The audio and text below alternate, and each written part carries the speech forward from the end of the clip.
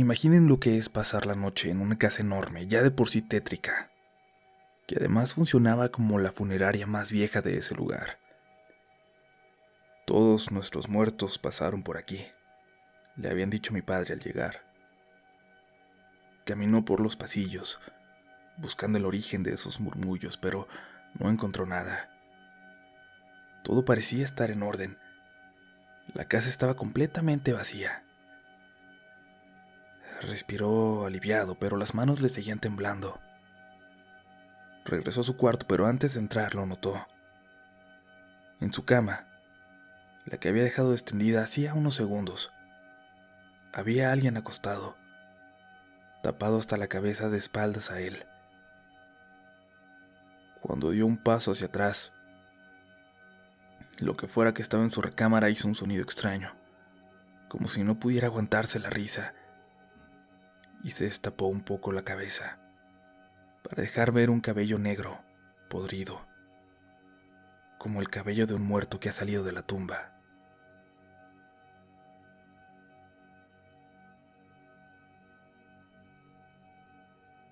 Mi padre murió en 1999.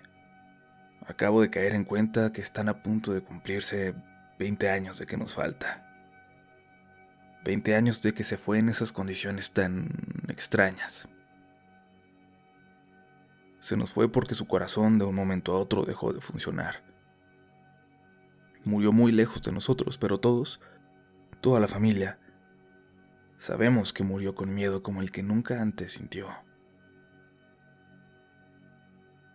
Lo que estoy a punto de contarles es lo que hemos podido ir juntando, los pedazos de historia que hemos podido ir construyendo a lo largo de los años, entre lo que supimos nosotros y lo que supo el resto de la familia, lo que supieron los amigos, lo que supieron las últimas personas en verlo con vida, los que lo vieron antes de esa noche.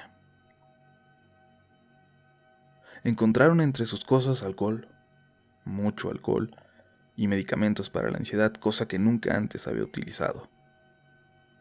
Los que no lo conocen le echan la culpa a esas cosas de su muerte y de lo que vivió los últimos días.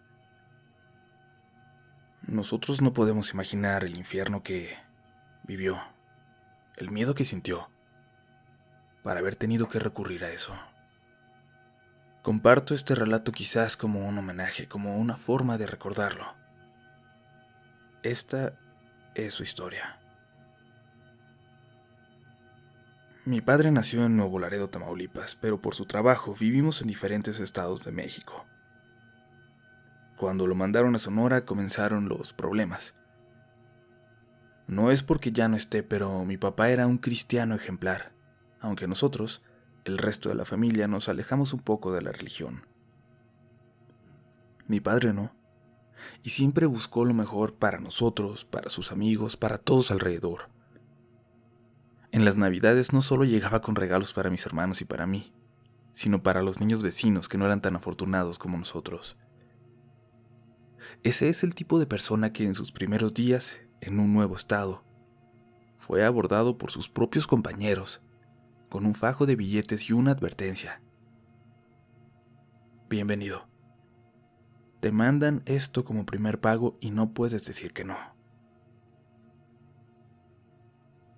A pesar de la amenaza, mi padre se negó y estaba a punto de denunciar ese intento de soborno, ese acto tan descarado de corrupción, pero un amigo muy cercano dentro de la corporación le recomendó no hacerlo por nuestra propia seguridad. Así pues, a unos días de haber llegado a Sonora, mi papá renunció y comenzó a buscar trabajo de lo que fuera, pero lo único que sabía era ser policía.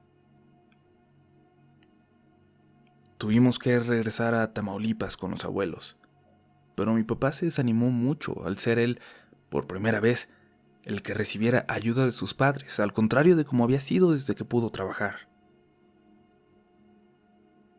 Al poco tiempo, tuvo noticias de su hermana menor, que se había ido desde muy joven a Nueva Orleans con su marido.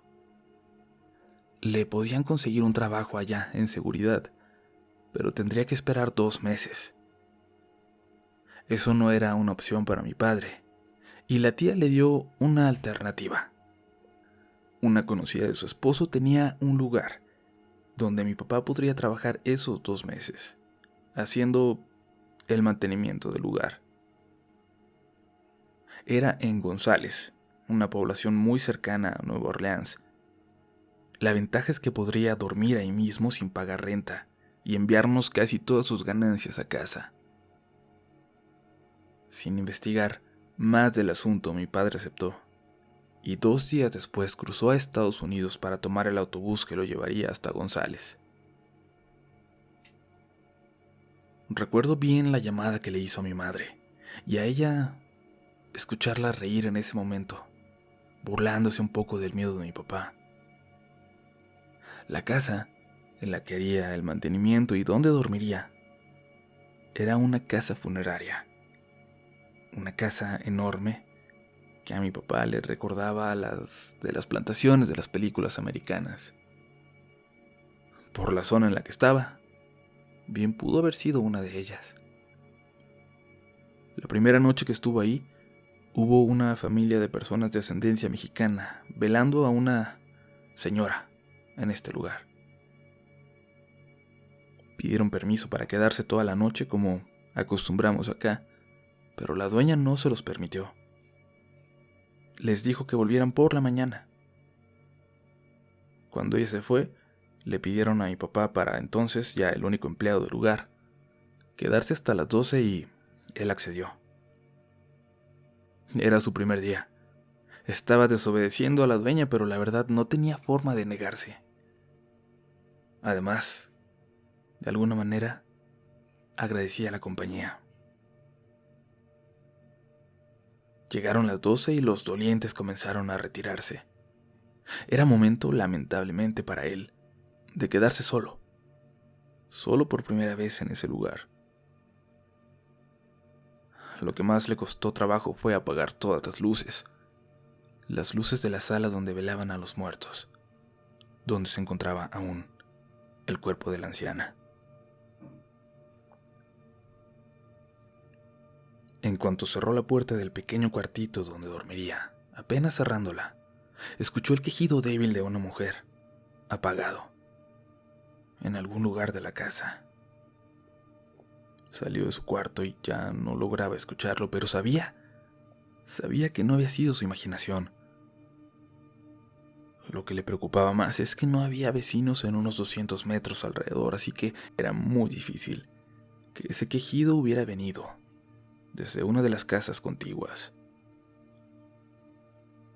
De pronto, volvió a escuchar el sonido, muy apagado pero con más claridad. Era evidente que no lo estaba imaginando. Muerto de miedo, se acercó hasta la sala de velación, lentamente, paso a paso. Tenía pavor de abrir las puertas de madera que lo separaban del lugar donde se encontraba el cadáver de la señora. Solo se animó a pegar su oído a la puerta y concentrarse, tratar de escuchar lo que había dentro. Por 1, 2, 3 segundos. No se escuchaba nada raro, pero de repente, sí, algo, un sonido. ¿Eran pasos? Se despegó lentamente de la puerta. Comenzó a orar. Había algo que le decía que no estaba en un buen lugar, algo que le intentaba decir que no debía estar ahí. Y entonces escuchó con total claridad cómo los pasos dentro del lugar se alejaban, como si se dirigieran al otro extremo del salón, como si hubieran salido de la sala de velación. Pero todo estaba cerrado con todos los seguros que le habían indicado. Él se había asegurado de que fuera así, preocupado por hacerlo todo de forma adecuada en su primer día. Sin embargo, los pasos continuaron, caminando, ahora por el lado de afuera, en un porche de madera que cubría gran parte del frente de la casa y funcionaba como recibidor. ¿Era su imaginación? ¿Era algún familiar que había violado los seguros para entrar a ver a la anciana? Su imaginación. Claro, todo tenía que ser su imaginación. Pero se prendieron las luces entonces, las luces que detectaban movimientos en el porche y se prendían de forma automática. Y casi al momento de prenderse, el quejido se escuchó con más claridad que nunca, viniendo del porche, sin lugar a dudas.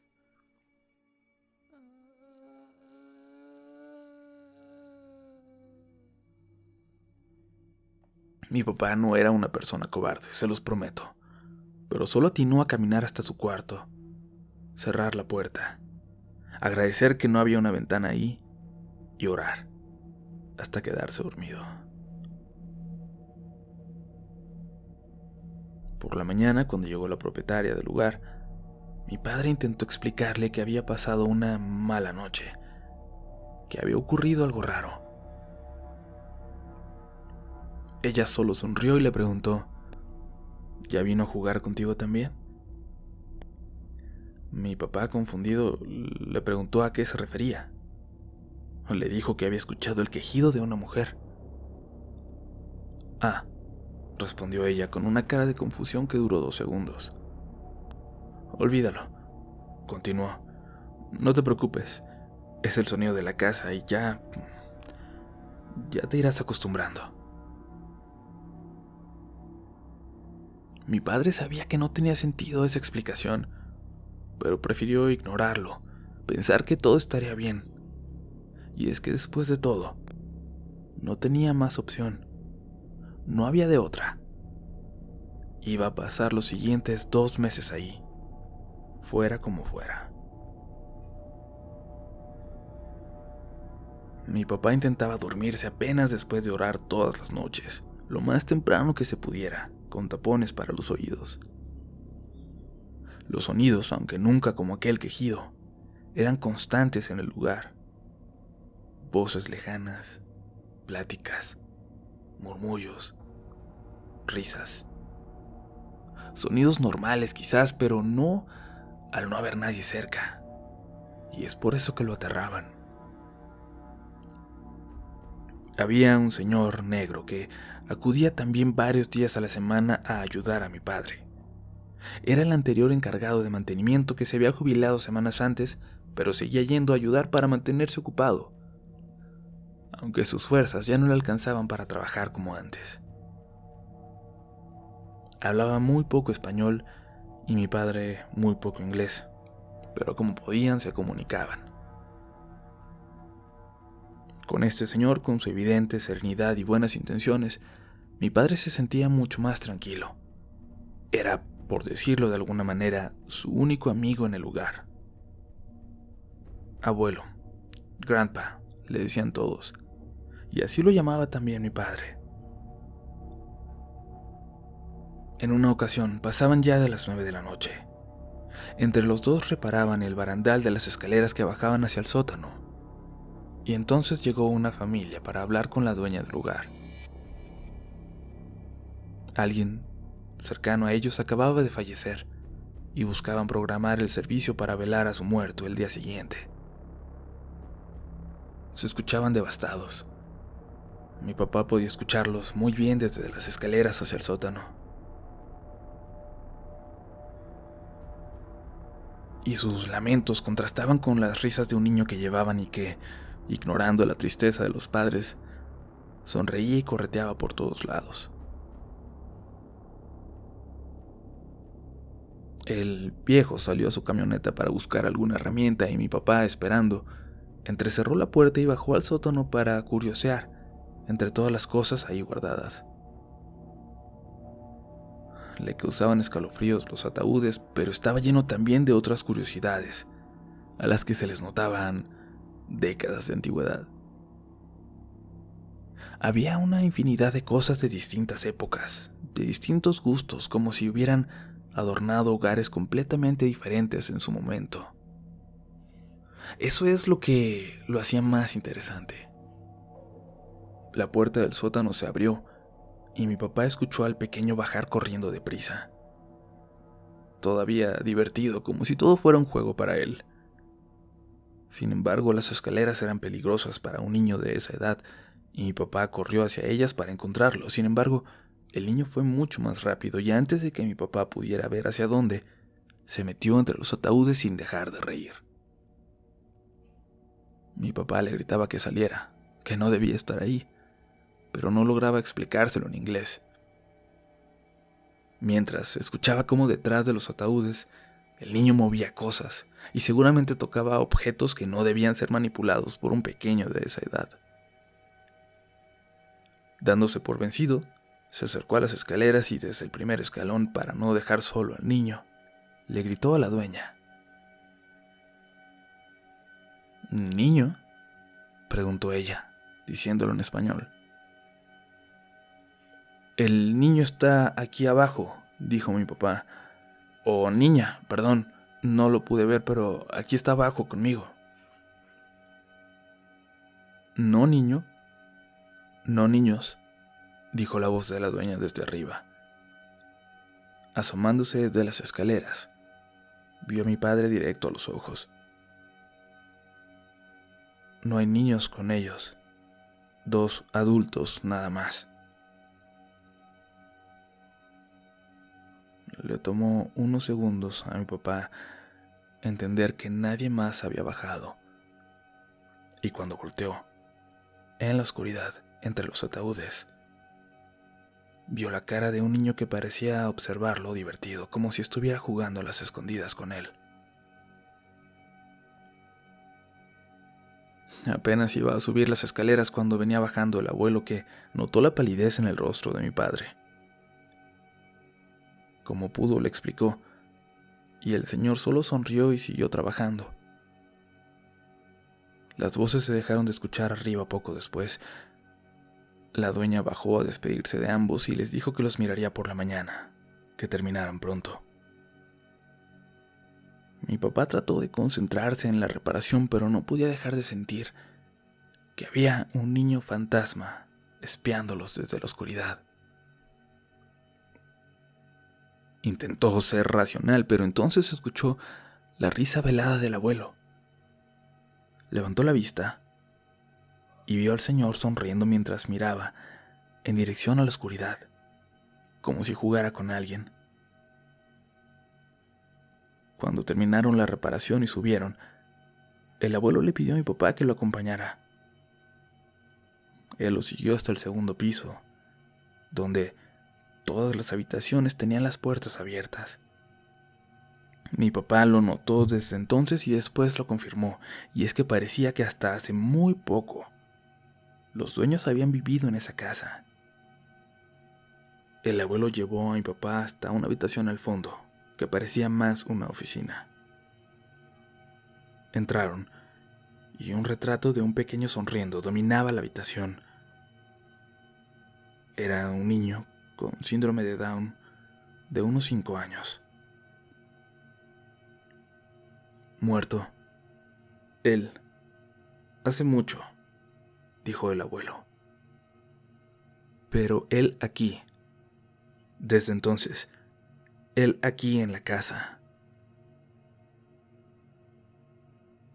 Mi papá nunca se había esperado una revelación como esa. Aunque le aterraba, la cara de ese niño, la sonrisa, lo hizo sentirse aliviado por un momento. Solo asintió, y se dirigieron entonces hacia la salida. Como siempre, mi papá iba a acompañar al abuelo hasta su camioneta. Había un viento demasiado caliente afuera. Por un momento sintió que le quemaba la cara.